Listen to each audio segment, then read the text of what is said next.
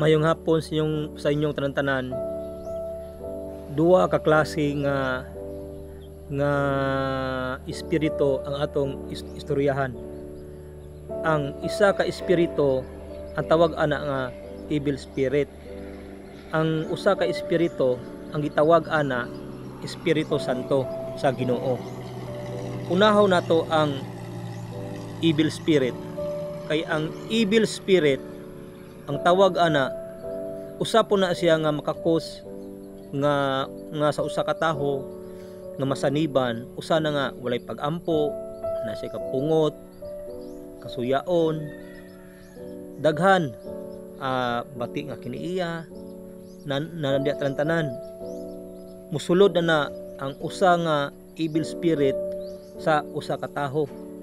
Muna nga dapat kita mismo nga Kristiyano ta, dapat dili ko na nato na iwalaon sa pag-ampo dayon og bati ka nga kiniiya usba jud na dayon ang Holy Spirit nga tawag.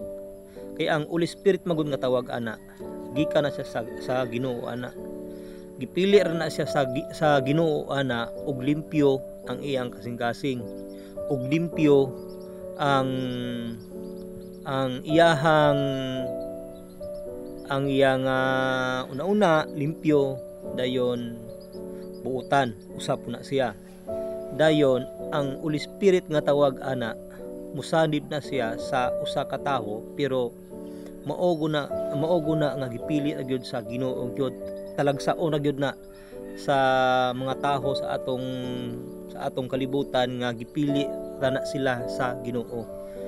Muna nga kay ang uban manggod ana wala kabalo ug unsay tawag nga Holy Spirit.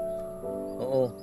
Kay ang Holy Spirit manggod usa po na siya nga makasanib sa usa ka taho ana, kay siya mismo gipili, siya na mupahayag ug unsay atong buhaton, siya na nga mo hatag og usa atong imuon para para malipay ang atong Ginoo. Nga kay wala ta kabaludaan kay nahuman na biya na umanang uban mga propesiya, dayon wala ta kabalo sa atong panahon karon. Muna nga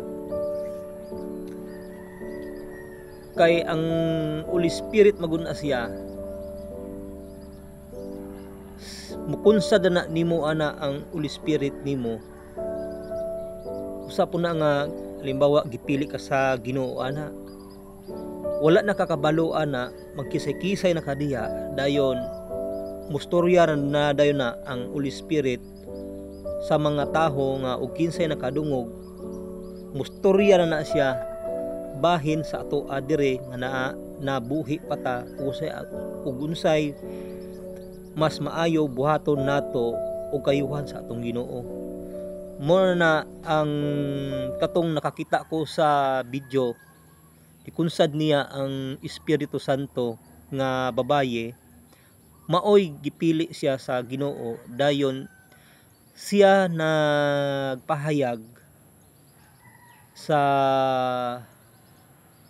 para sa atong sitwasyon diri karon. Siya mo'y nipahayag sa atong buhaton ug unsay imuon nato nga angay natong